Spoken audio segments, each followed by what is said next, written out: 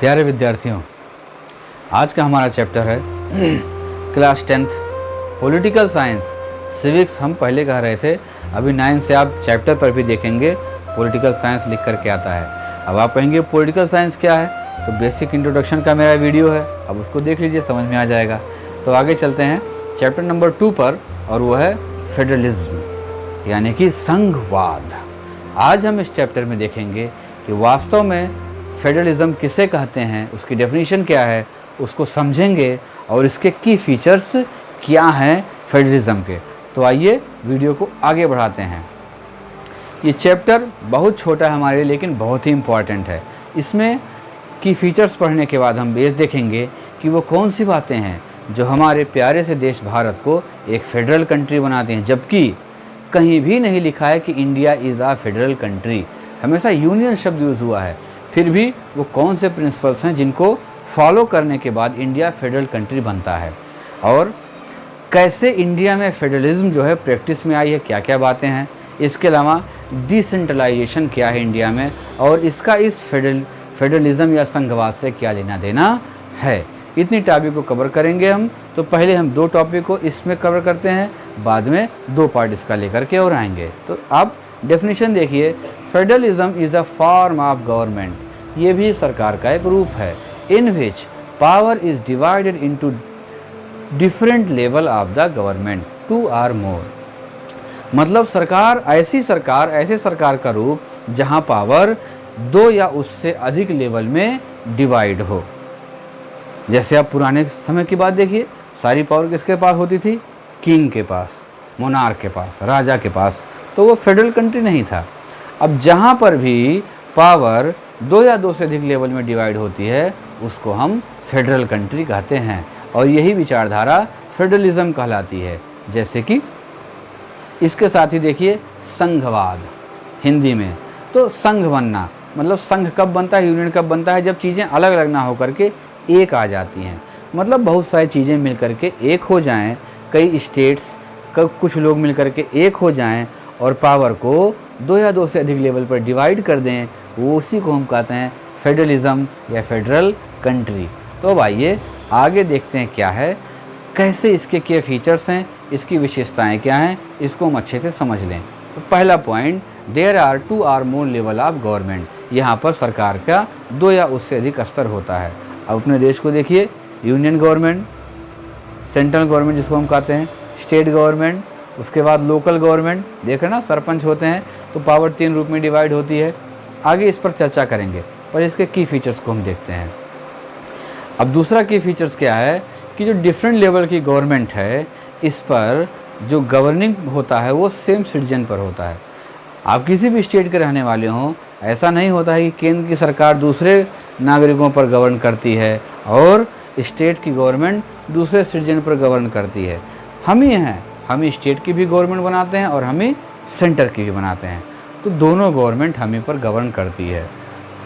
तीसरा क्या है, the jurisdictions of levels of government is specified in the constitution. संविधान में जो जुरिडिक्शंस है वो सभी गवर्नमेंट का एकदम अलग से लिखा होता है। आप देखते हैं लोकल लेवल के भी न्यायालय होते हैं, हाई कोर्ट होती है और सुप्रीम कोर्ट भी होता है। Changes in the constitution can be made by the consent of each level. अगर कॉन्स्टिट्यूशन में चेंज करना है तो ये कैसे होगा, सभी लेवल का एक कंसेंट चाहिए होगा। Sources of revenue of each level of government are clearly specified in the constitution. अब सभी लेवल की गवर्नमेंट है तो सबको सरकार चलानी है, उसके लिए रेवेन्यू चाहिए, धन चाहिए, पैसा चाहिए। तो ये कॉन्स्टिट्यूशन में क्लियर एकदम डिफाइन होता है कि यहाँ से पैसा इनको दिया जाएगा, यहाँ से पैसा इतना इनको दिया जाएगा, इस चीज़ का इतना हिस्सा ये गवर्नमेंट को दिया जाएगा, ये क्लियर होता है। अब एक और देख लीजिए, courts have the power to interpret the constitution. अब जो न्यायालय है, संविधान की व्याख्या करने का उसको पावर होता है। And the powers are different level of government. और सभी लेवल की सरकार जो होती हैं उनकी पावर्स को भी इंटरप्रेट करने का पावर हमारे कोर्ट्स के पास दिया जाता है। हायर जो कोर्ट होती है, जो हाईएस्ट कोर्ट होती है, मतलब सुप्रीम कोर्ट, वो एक एम्पायर की तरह काम करती है जब डिफरेंट लेवल की सरकारों के बीच कोई डिस्प्यूट, कोई विवाद उठता है। तो ये सारे की फीचर्स थे किसके, एक फेडरल कंट्री के। अब आइए आगे चलते हैं और देखते हैं कि ये फेडरल जो सिस्टम होता है इसके ऑब्जेक्टिव क्या हैं, यानी कि इसके उद्देश्य क्या क्या हैं। तो इसका बहुत ही सिंपल है, इसके केवल दो उद्देश्य होते हैं। एक यूनिटी ऑफ कंट्री, मतलब कि जिस देश में सिस्टम लागू हो वो कंट्री यूनाइट हो, बिखरी हुई ना हो, एक हो, जुड़ी हो। और दूसरा एकोमोडेट रीजनल डाइवर्सिटी, और अब अलग अलग चीज़ें जुड़ी हैं, जैसे आपके इंडिया में देखिए छत्तीसगढ़, पंजाब, तमिलनाडु, मेघालय, उत्तर प्रदेश, अलग अलग रीजन हैं, इनकी में बड़ी विभिन्नताएं हैं। आपने क्लास 6 में पढ़ा भी था डाइवर्सिटी, रीजनल डाइवर्सिटी कितनी होती है। तो इनका सम्मान किया जाए, इस तरीके से इनको यूनाइट करके रखा जाए कि सभी रीजनल डाइवर्सिटी विभिन्नताओं का सम्मान रहे, सब खुश रहें, सब एक साथ में यूनाइट रहें। ये मेन ऑब्जेक्टिव होता है फेडरल सिस्टम का। अब an ideal federal system has two aspects.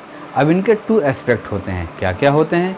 एक म्यूचुअल ट्रस्ट, आपस में एक ट्रस्ट रहे, जैसा कि आप देख रहे हैं कि एक बंदा नीचे लटक रहा है तो दूसरे बंदे को वो पकड़ा है, मतलब उसको भरोसा है कि ये मुझे गिरने नहीं देगा, ऊपर उठा लेगा।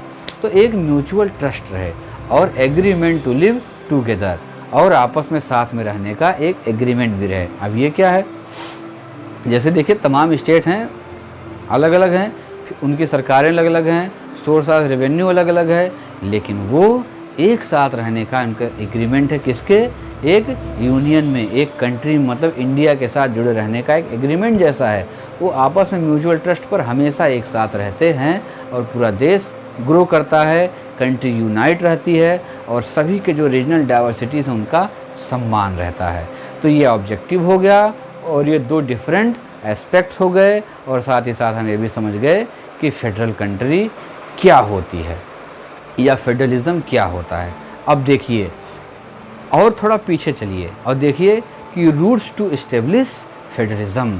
फेडरलिज्म के इस्टेब्लिश होने की में जो जड़ें हैं, मतलब कैसे वो इस्टेब्लिश होता है, तो इसके केवल दो तरीके हैं, कमिंग टूगेदर और होल्डिंग टूगेदर, एक साथ आ करके या एक दूसरे को से जुड़ करके। अब ये क्या है, अब जैसे कमिंग टूगेदर में देख लीजिए, independent states coming together on their own to form a bigger unit.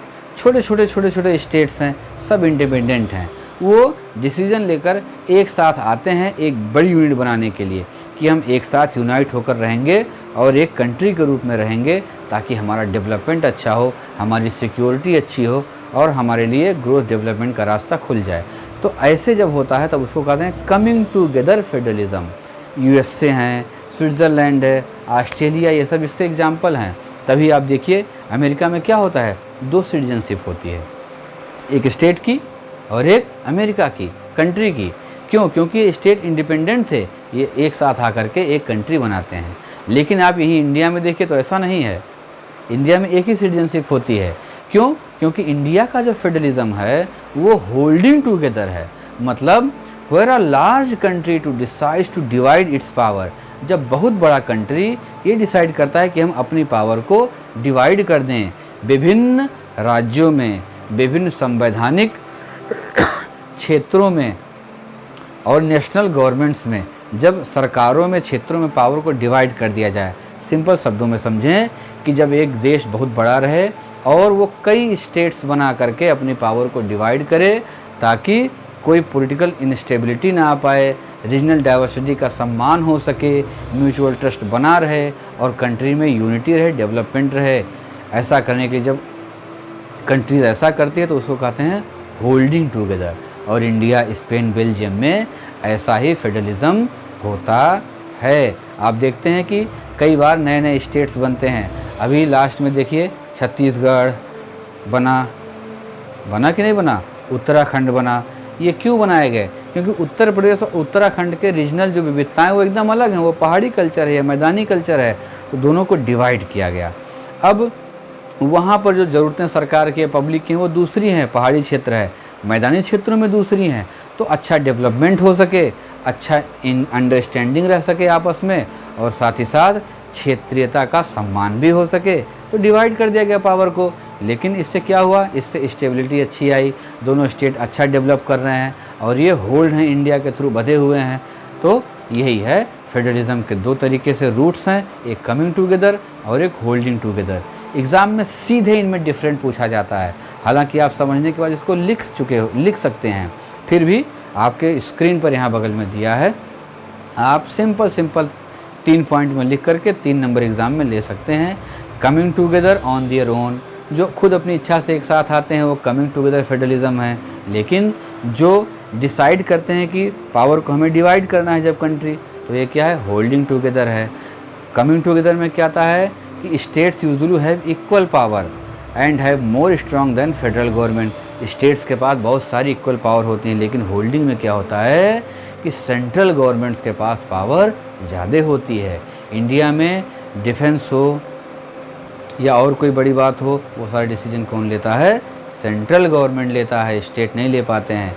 इसके अलावा कमिंग टुगेदर में आप तीसरा पॉइंट देखेंगे, retaining identity and can increase their security, अपनी पहचान उनकी बनी रहती है, उनकी सुरक्षा बढ़ जाती है। होल्डिंग टुगेदर में क्या होता है कि इन स्पेशल कंडीशन सम यूनिट्स ग्रांटेड स्पेशल पावर, किसी विशेष कंडीशन में कुछ यूनिट को अधिक पावर दी जाती है। तो ये 3 पॉइंट हो गया, आप इसको नोट्स में लिख कर लर्न कर लेंगे, आपके एग्ज़ाम में सीधे ऐसे पूछा जाएगा। यहाँ तक ये हमारा पहला पार्ट था, जिसमें हम फेडरलिज्म क्या है इसकी डेफिनेशन को देख लिए, इसके रूट्स को देख लिए और इसके 2 ऑब्जेक्टिव और 2 एस्पेक्ट को समझ लिए। अब नेक्स्ट पार्ट में हम देखेंगे, जो इसका दूसरा पार्ट होगा, कि वो कौन सी बातें हैं जो इंडिया को एक फेडरल कंट्री बनाती हैं और कैसे इंडिया में फेडरलिज्म प्रैक्टिस में है।